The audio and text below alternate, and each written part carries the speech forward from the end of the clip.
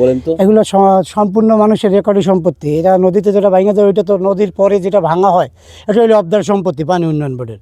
যেটা তরে থাকে এটা মানুষের রেকর্ডি সম্পত্তি, সবারই দলিল আছে, কার কাগজপাতি নেই এখানে। এবং উনি যে ব্রিকফিল্ডের মালিক যে কেনছে যা, এইটা হলো তার জমি, যে তার যেটা রেকর্ড আছে।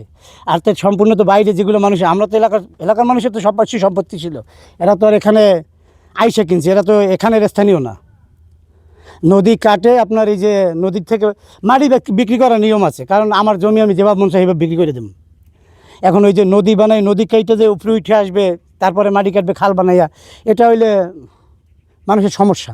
না, এখানে কিছু লোক বলতেছে যে আপনার তার রেকর্ডি সম্পত্তি ভেঙ্গেই এখানে আগের মতো ওই রকম নদী ভাঙে না।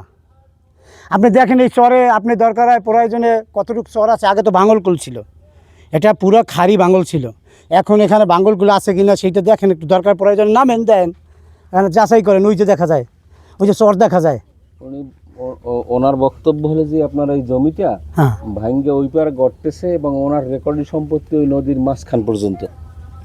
হ্যাঁ, রেকর্ডি সম্পত্তি জমির মাঝখান পর্যন্ত ঠিক আছে, তারা মুরব্বীগণ তারা জানে কতটুকু ছিল, আমরা যতটুকু দেখছি এতটুকু। তো এটা জমি এখন ভাঙে না, জমি এখন কাটা হয়, এই যে ওই একটা কাটে ওই দেখেন। এবং আগে এইটা কি খাস জমি কাটে না রেকর্ডের জমি কাটে? এটা তো রেকর্ডি জমি কাটে।